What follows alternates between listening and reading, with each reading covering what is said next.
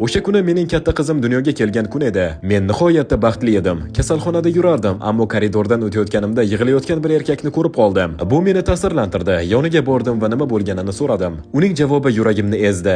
U aytdiki, qizi o'lim bilan kurashyapti, yuragi ishlamayapti, ammo u davolanish xarajatlarini to'lay olmaydi. Rostini aytsam, ko'z yoshlarimni tuta olmadim. Ota bo'lganimdan beri dunyoga boshqacha qarayman. Bu holat menga juda adolatsiz tuyuldi. Ichimdan bir narsa sen yordam berishing kerak dedi. Ha, biz har doim ham hamma narsani o'zgartira olmaymiz, lekin men shu vaziyatda o'zgartira olardim.